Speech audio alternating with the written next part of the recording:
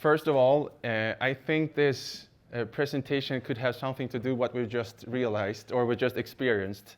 It's more or less like a fire alarm, or as Ivo was saying, a wave. So I'm going to try to connect to what the fire alarm did with us, and also what Ivo just told us about the wave. So me and my dear friend and colleague Bertan will talk about the wave that is coming, and let's try to also learn how to surf it. So my name is Tobias. I'm the president of the AppJobs Institute for the Future of Work. And what we do is that we're trying to combine the millions and millions of behavior data points that are produced by the members of the AppJobs.com community. And we try to combine those millions and millions of data points with other data sets in order to help our stakeholders to shape the future work by predicting it. So I'm going to do a dive into what we are calling a wave, and I'm going to try to explain what I mean with that wave. So first of all, when I see things like this, headlines like this, I get a bit scared. Because I'm like, I don't understand it.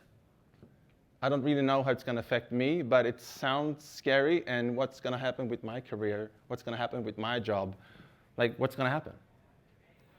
But then when I then find other articles, older articles from 1961, and I see these. Automation might end most unskilled jobs in 10 years. Then I feel a little bit less scared. And when I deep dive into the data we have and meet people like Ping, I'm actually not getting scared. I'm actually not that afraid anymore. I'm actually kind of excited. And I'm going to try to, in a couple of minutes, to explain why I'm not afraid, why I'm not scared, but what I'm actually kind of excited. And I'm going to do that by first tell you a short thing about Ping. So Ping Lim is living and working in Stockholm, Sweden. She's 38 years old, and she's living in Stockholm with her husband. She met her husband in Cape Town, South Africa, while she herself are brought up in the Feng Tai district, which is like a 30-minute drive from downtown Beijing, China. Ping loves two things. She loves to cook, and she loves dogs.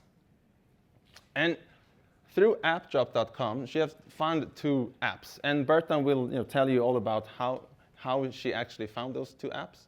But through AppJobs, she found two apps. And one of the apps, Dog Buddy, she's actually going with dogs for busy Stockholmers during the day.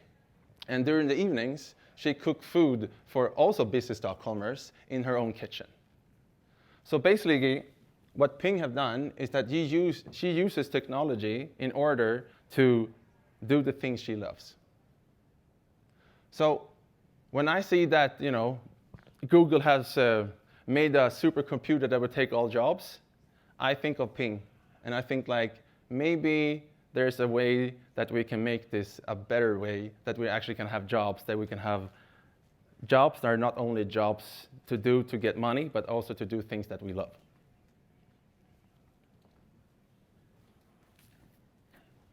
So the thing with Ping is that she's not alone.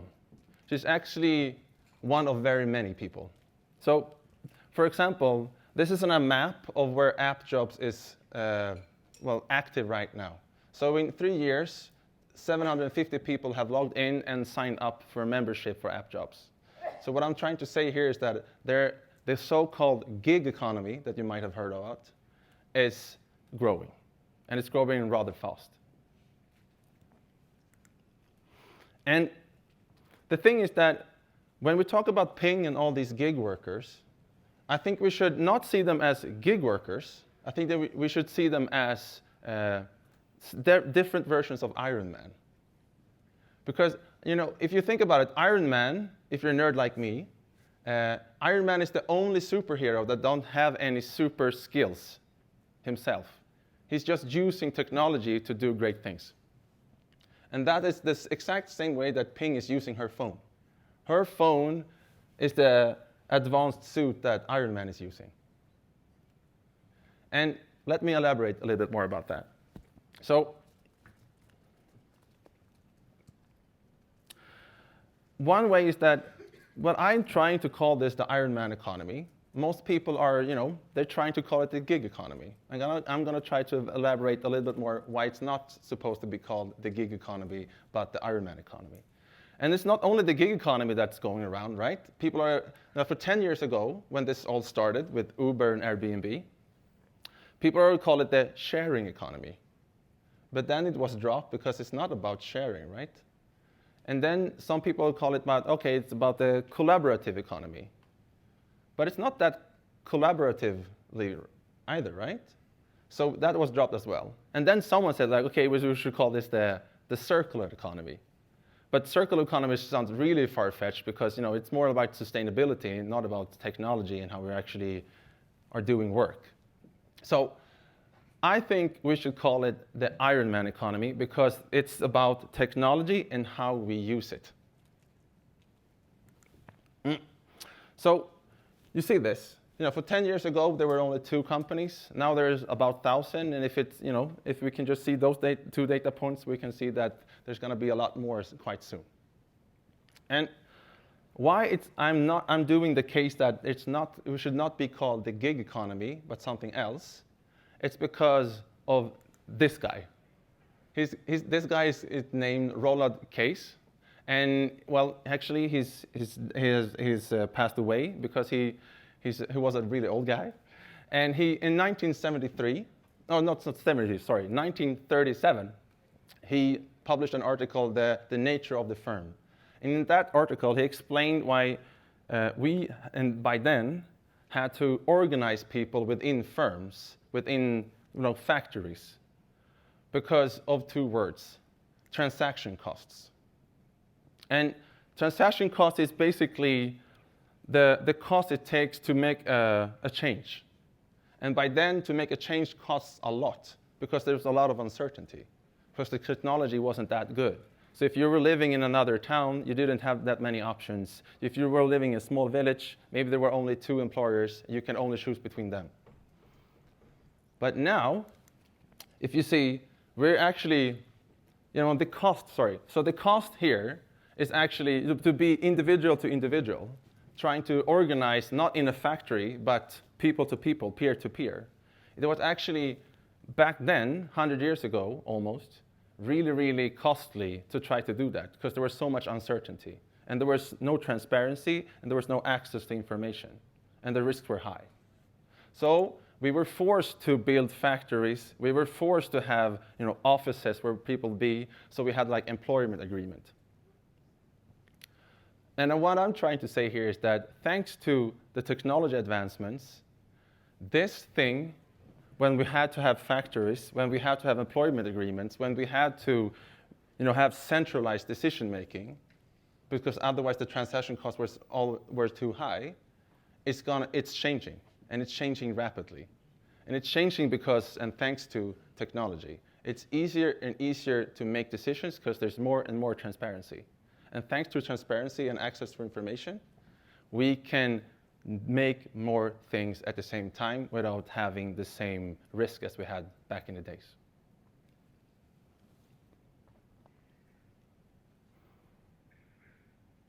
So what I'm trying to say here is that while some of us call it the gig economy because there were gigs and it's short term, I would say it's more like all work. Because these transaction costs, it's all over the place. It's not only for cars or for apartments. Soon, thanks for technology and for their reducing transaction costs, we can start to expand this into all sectors, into all verticals, everywhere. So I would like us to say, this is not gig work. We should just call it work. And I think we should call it the future work, or like the new way of work, as you could say. So just take a step back. Anyone recognize this? Anyone remember this? When we were actually having cassettes to listen to the music we had. And then we bought one cassette and we played that over and over again till it was almost broken. Because we didn't have that access to all the information and all the music we loved, right? It's not that far ago. For me, it's almost like crazy that when I was, back in the days with in my kids' room, I was playing this, and now I have Apple Music or Spotify, and I can listen to all music on demand in real time. So, and it's not only music, right? We can stream on demand, unlimited entertainment through Netflix. Well, if you want to go that path, you can also access unlimited on-demand relationships through Tinder. So this is happening everywhere. And it's also happening in work. So we're actually starting to consume work just as we're consuming music through Spotify or movies through Netflix or, well, relationships through Tinder. We're starting to consume work through job boards and AppJobs. So what happens when we start to consume things? Well, it's actually we can start to use our consumer power. Because now the transaction cost is so low that we can share information and we can take better decisions. And it's not only that. We can actually not only having one job for our entire life because the transaction costs are so high. Now when they're low, we can log in to an app. We can actually log into several apps at the same time. We can try them out. We can make money of them. And then we realize, like, okay, out of this 10, we're just going to use 2. So I can try out, and if I don't want to work, I just log out. There's no boss going to tell me, like, hey, guys, you need to work now, because it's up to me. And if I don't want to take a vacation, I just log out. But everything is not rosy, and everything is not unicorns. Everything is not like a rainbow and everything like that. There's a backside of it, of course, and we should acknowledge that. So when we talk about this, almost like someone call it a rabbit hole, so there's unlimited of everything, right? There's also that there are unlimited choices, and unlimited choices can lead to other things that are bad. Because if we don't have transparency, we're about to make decisions by chance and not by being knowledgeable about what's out there. So the backside of this is, as you all have heard of, and maybe all of you have thought about, is that the so-called gig economy is accused of a lot of things. It's accused of avoiding taxes, to break the law, to exploiting workers, to not give them any security.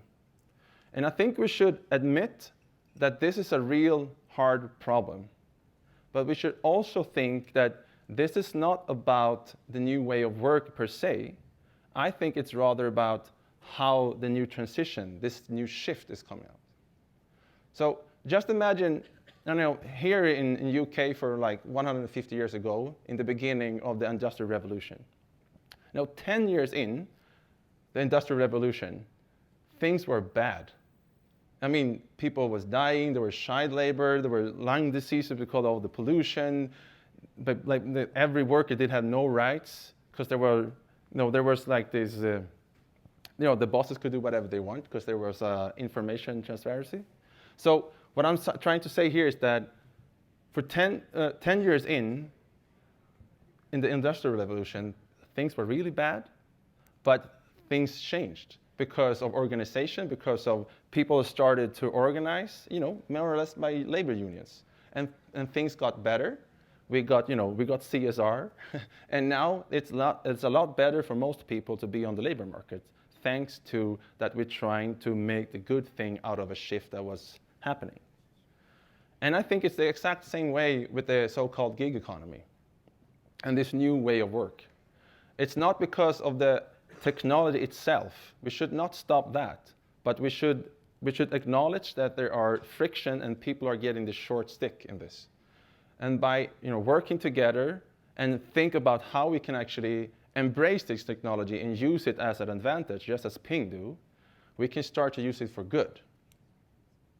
And if we do that, we're not only gonna have better work-life, for each individual, we're actually gonna make a new world where there's so much prosperity and so much work that we can do, but things we actually love. And we can do that by embracing technology and use our own skills. And that combination, I think we should call the gig economy. Nope. but the Iron Man economy. So with that being said, I would like to, Bertan, if you could come up on stage and not only talk about the so-called wave, but more or less about how can we actually start to surf? How can we learn to surf? Yeah, sure. It's working. Cool. Let me get the clicker first. That was a lot of theory. I hope everyone's still awake because I'm going to talk less about theory and more about practical stuff. Thank you very much for educating us all through this. So I have a blank slide because I had a moment to think. Tobias talked a lot about transaction costs. Now I'll tell you about the transaction I had 20 years ago. This is an airport in Turkey, and I'm from Turkey. And I wanted to go to Poland. It was the first time I ever booked a flight ticket in my life. And it was a great day. At least when I was buying the tickets, the lady that sold me the tickets said, it was a very efficient transaction. It took only half day for me to buy my plane tickets. There was a lot of work, like it was very costly back then. There were no low-cost airlines of any sort, and I had to get the money from the bank because my ATM card had a lot of limits, not a lot of limits, sorry, I was a student. And at the same time, I had to go to the agency, I had to talk to the person in face-to-face, and there were 10 people in front of me, and then the system broke down. What they called a system back then was a very bad internet connection to a very inefficient system. The technology was not there. Wi-Fi was not there. There was nothing. But we were fine. We were all great, and we were thriving. So out of this, I decided to come to this event, and I realized that the same thing took me 10 minutes. Now, that's a lot of pain to remember 20 years ago. The same thing took me literally half a day. So what happened after this is I started looking into these platforms. I had a friend. He's a great guy. His name is Alok Alström, and he's also the other co-founder. He was the general manager of Uber in Sweden, and he was complaining not about people asking to get rides, but people who are driving the cars. He didn't have enough people. So we started discussing about this, and we realized that we're trying to solve the problems of future of work, as if we call this the future of work, with the systems that are designed for traditional work. They are inefficient from a financial model for this type of work, and they are expensive. So we thought, okay, what do we do? I mean, what does Uber really do? Are they a taxi company? Do they really create rides for people? Not really. What they do is they created an artificial intelligence that is, the consumer demand is supplied by a human cloud. Now, when I say it like that, people are like, whoa, human cloud, what do you mean? We're not a cloud, we're people.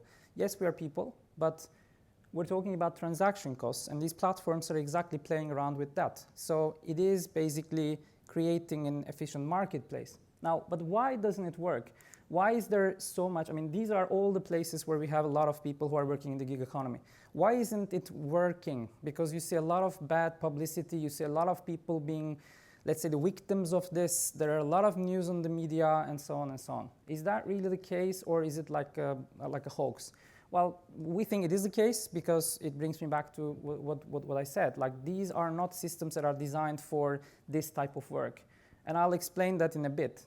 So it all comes down to systems that can efficiently handle the information asymmetry. Now, what is information asymmetry? It's a big word. Well, at the moment, platforms have a lot of data. They know everything. They're controlling things. They're experimenting on things. But the people who are working in this economy, they don't really know anything. They don't know when they're getting the next gig. They don't know where they're going to get the gig. And they don't know how often they're going to get the gig.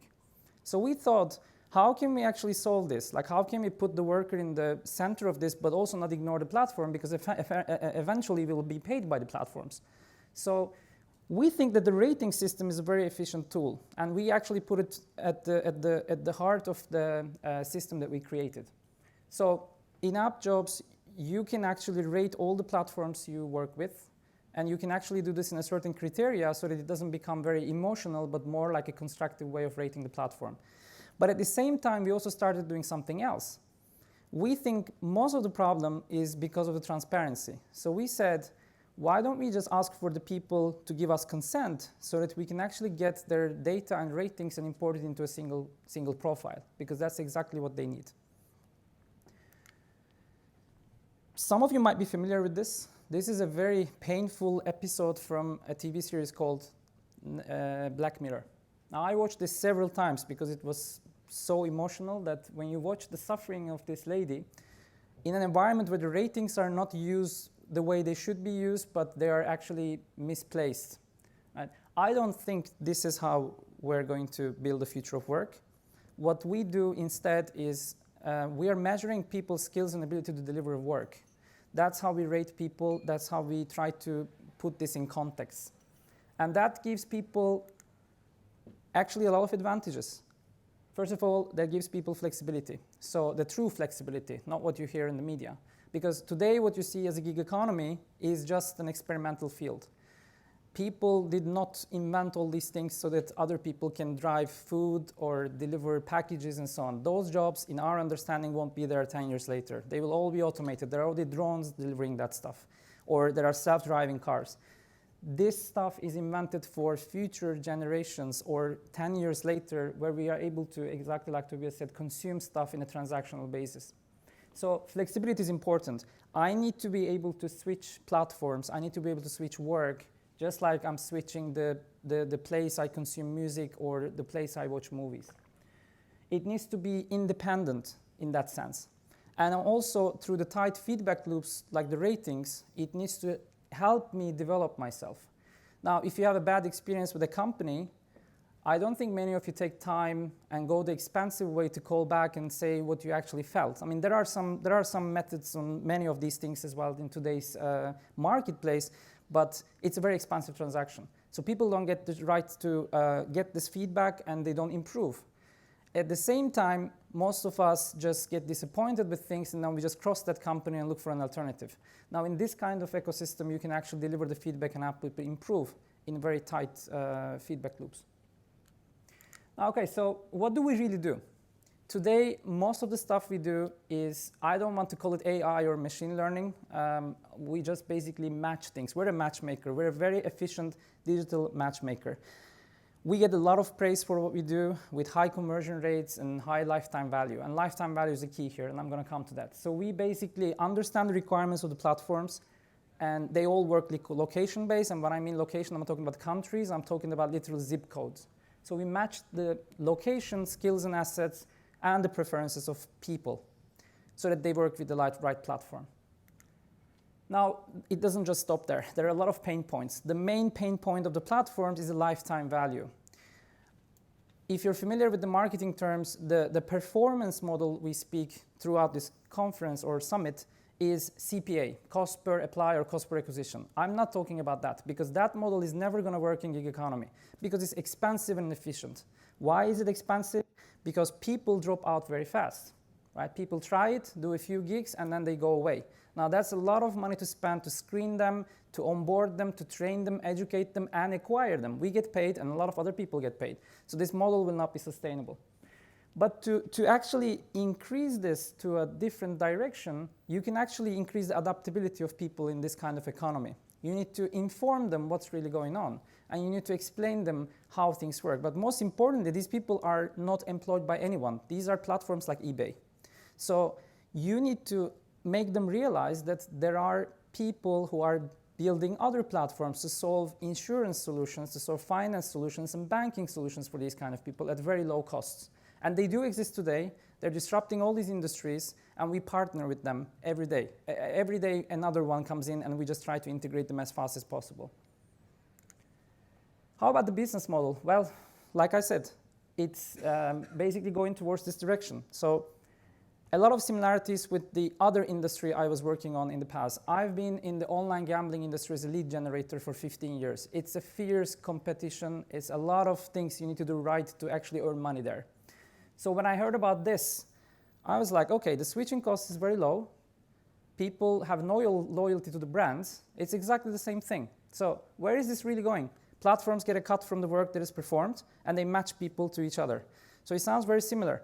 So eventually, some sort of revenue share is going to emerge.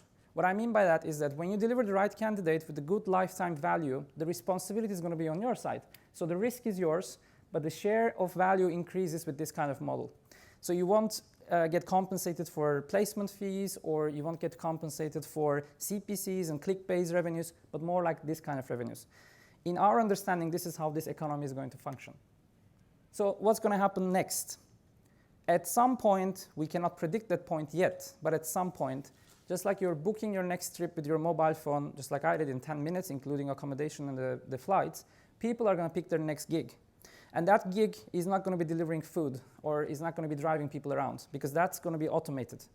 People are going to do all sorts of different work, and we're going to consume that work, and we're going to do it through aggregators of work, similar to AppJobs. That's our understanding. Now, just to sum all of this up. So we got ratings in place. We're integrating services, and these are all to create a transparent and adaptable economic space so that people don't just try and leave, and they actually, as much as possible, thrive in this economy. Worker profiles increases flexibility so that they can actually choose which platform they work in, and they don't get locked into one platform, and they are not having a victim of the single home effect. And meta platforms, I think we'll see more competition. We already have 2. We'll get more and more of platforms similar to AppJobs, and the performance model. So one piece of advice, you might not be in this economy, but if you want to make some income through this, you need to understand how data is handled. Please just talk to a data analyst or a data scientist. Try to crunch numbers, try to check your user flow, and try to get more and more familiar with this, because this is all about that. You need to be able to calculate lifetime value of people you are delivering and not calculate how many people are passing through your funnel. And now, that's actually how Ironman, online gambling, and ratings are connected. I hope I could pass the message, and I thank you on behalf of all the people in AppJobs for listening to me today. Thank you.